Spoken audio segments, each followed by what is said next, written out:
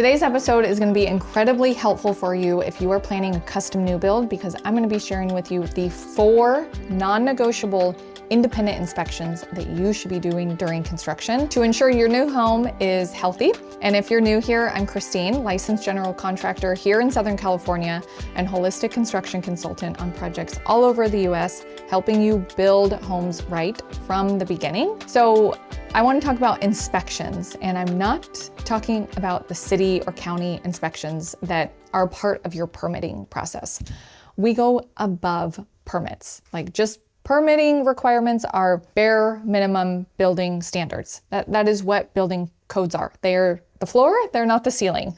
So they're really the lowest level that you could build a home to, without getting in legal trouble for a contractor. So a part of your home building process is you've got your contractor. Hopefully they've got a project manager or superintendent that's handling the coordination and quality control of things. But then you'll also have a city inspector, and they come by periodically to sign off on your permit card. So you have multiple checkpoints, and then at the end is when you get a final sign off and your project is officially permitted.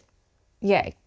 The problem with that when it comes to having a goal of like a high performance, robust, watertight, healthy home is that city inspector is not in alignment with your vision. You have likely never sat down and had a conversation with your city inspector. And that's not what their job is to do. They are there to walk the job and check off or make corrections to just the permitting requirements. So that is why we really like to push for independent home inspections, because it is somebody that you as a homeowner, you're hiring them independently to carry out your vision when it comes to a home inspection. So it's somebody that you're hiring where you can actually have a conversation with.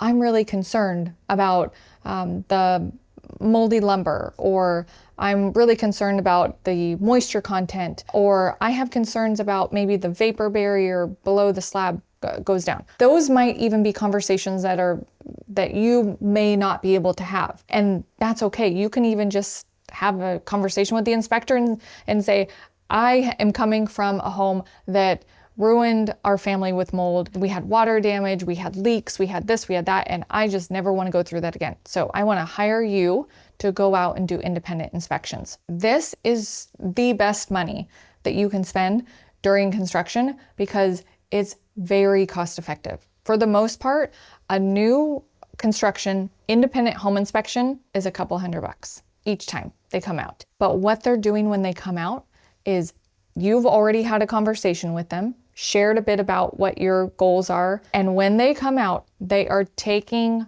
photos of your project. They are taking pictures, easily like 20, 30, 40 pictures of everything in your home, and they're going through and noting where there might be corrections needed, things that maybe got missed, or home inspections are even taking moisture meters to lumber, saying, here's a picture, this lumber's over 30, 40% moisture content, and that's a red flag. Then it is put into a report where very easily that report is just emailed over to the contractor, to the architect, to whoever is involved in the project, saying, here's a list of corrections needed. That is going to feel so much better than you having to carry the burden of showing up to the job site every day, try and spot red flags, although you're not that familiar with construction, so you don't know what you don't know. And you have a conversation with the contractor and the contractor tells you it's fine, it's supposed to look like that. That happens very often, and it can feel like they're gaslighting you. Not that they're doing this maliciously, it's just maybe that's how they've always done it.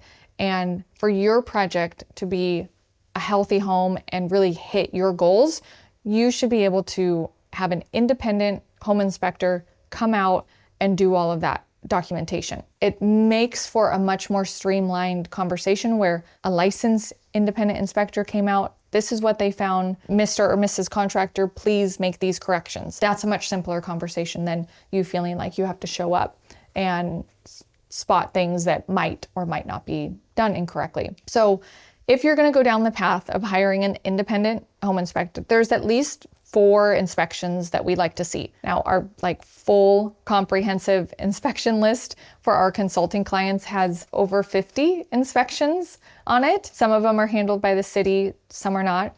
But we want to give every available option so that the goal isn't here's a list of 50 inspections that you need to do. The goal is here's a list of 50 inspections that you can do to get you to a confident place in how your home construction is going. That can sometimes look like maybe having 1 or 2 independent home inspections, and things are going so well that the homeowner has so much confidence in the build that they don't need to do any other inspections. These home inspections might be revealing that there's quite a few red flags. So you may want to be doing additional inspections. The goal with inspections is not that there's a mandatory number that you should be doing outside of what the city inspector is doing. It's so that you have no questions asked. This is a really solid home and you feel really good about it. Okay, so let's get into what these 4 inspections should be. The first one comes pretty early in your project, and it has to do with your foundation. This is really important. Your foundation is poured once or built once.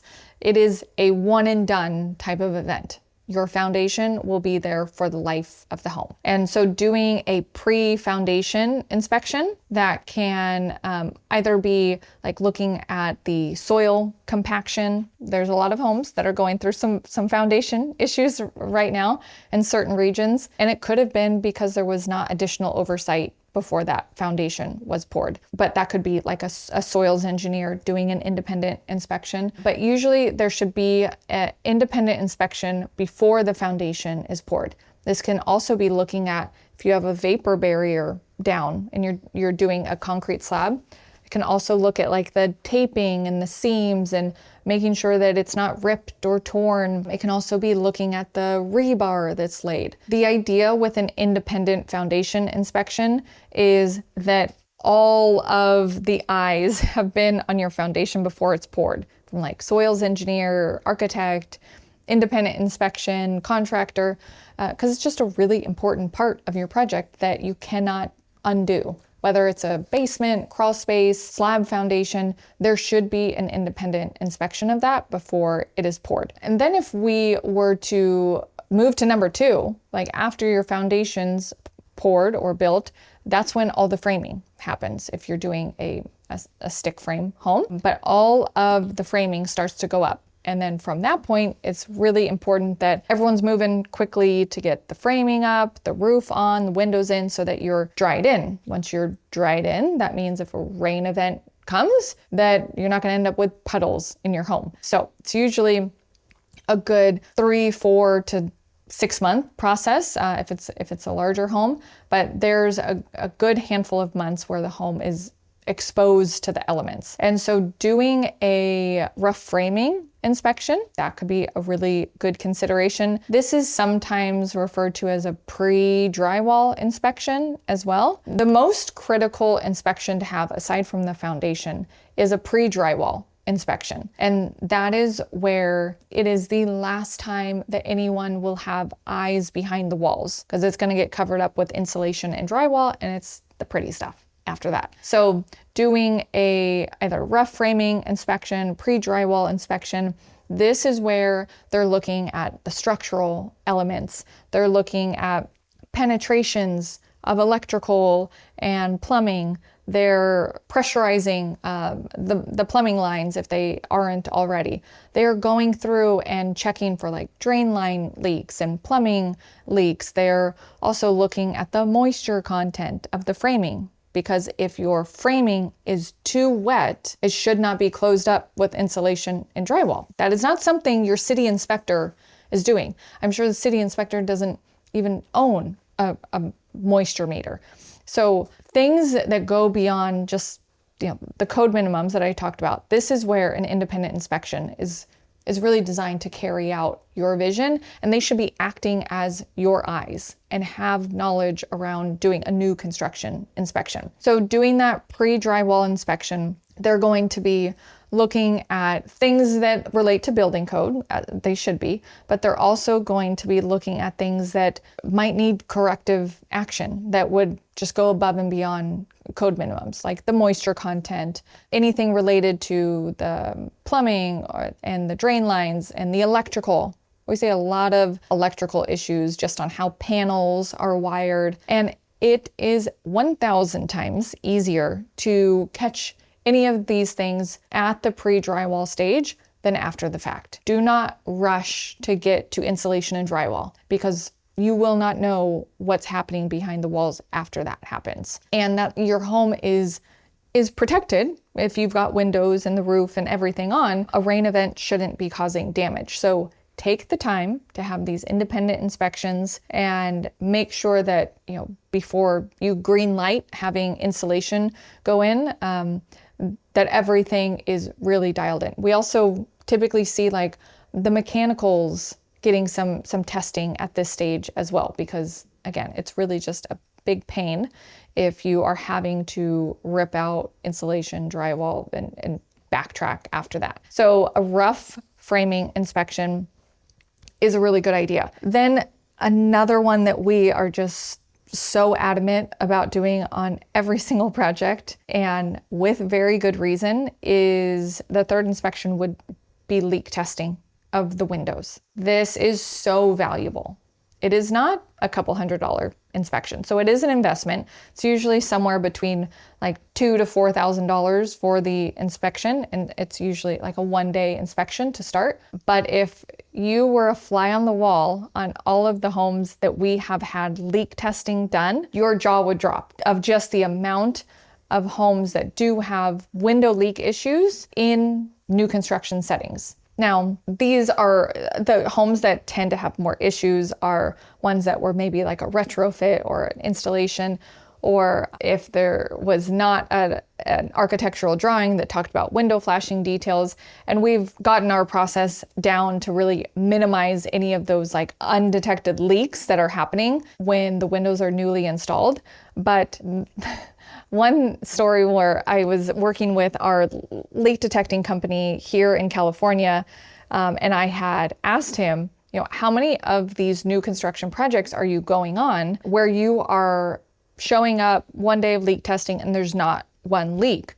And he had shared with me that that was never an occurrence, that there was always at least one leak or something small, maybe it's something big. But the fact is that leak testing, for the most part, happens after construction and after there's a failure. And that's why many of these companies exist. They predominantly do construction defect cases, where I have created our entire process to take all of the things that happen in like defect cases and bring that entire process to the front end of new construction. There's no reason that we should be doing all of this mold inspection and defect and destructive testing and all of this after a home is built, when a lot of these issues could have been prevented. But I digress on that topic. So leak testing of new construction windows is a very good consideration, because the fact is a lot of new construction windows leak, even when they are installed correctly. There was a project that had the best of the best windows, and the installation was perfection. These windows were triple glazed. They were just installed incredibly, because we had the leak testing company, the contractor, the window manufacturer. We all had a pre-construction meeting. Windows went in, and sure enough, even with the best installation, it was not the installation that failed, it was the actual window. The window did not perform as it was rated to. And there was an issue with the defective window, because it's silly to imagine that if you have 40 to 60 windows on your home, that 100% of those are showing up to your project perfect, without defect, without issue. Things happen. That's why we have warranties, because things do not always arrive perfect. So when it comes to windows, there can be an install issue And there can also be a manufacturing issue. And that is why windows, even new construction, need to be leak tested. It is an investment and it is never done on residential windows for the most part.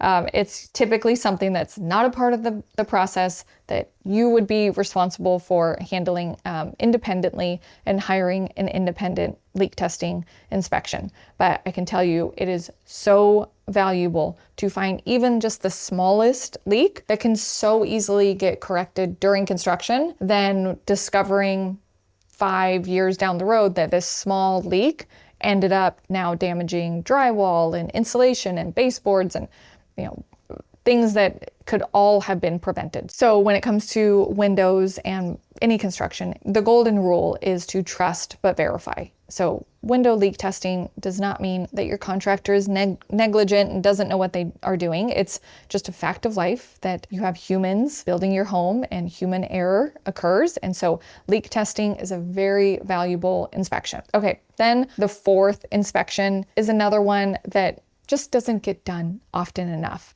And it is so simple to do. When you're building your home, in your construction contract with your contractor, you will have terms in there related to the warranty.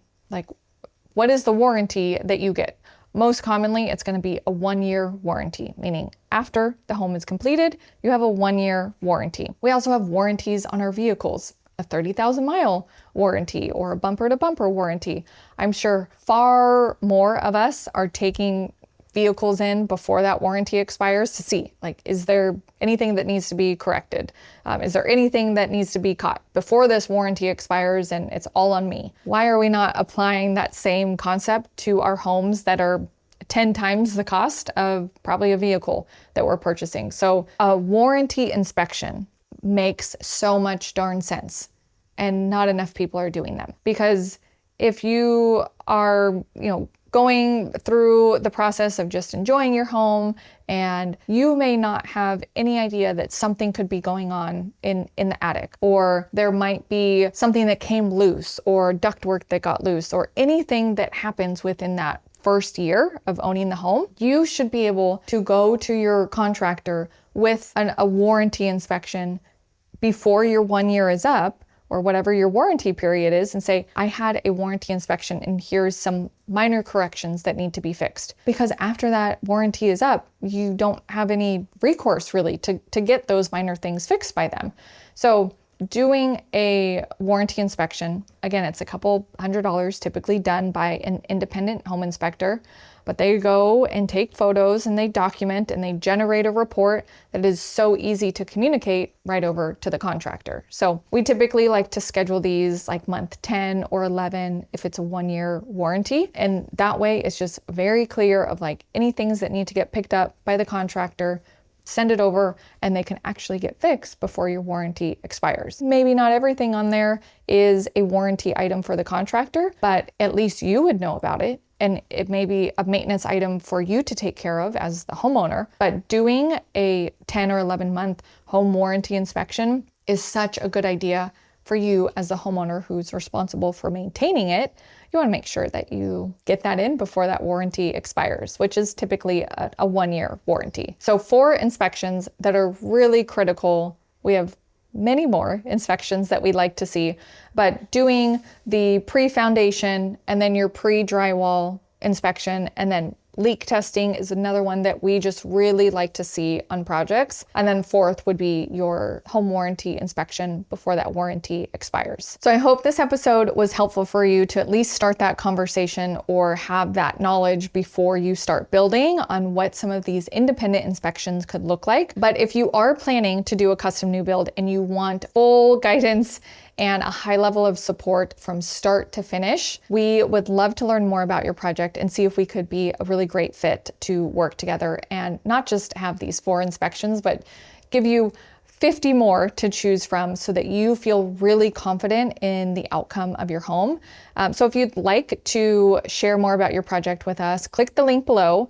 It's where you can apply for our high level of consulting. We would love to be able to work with you.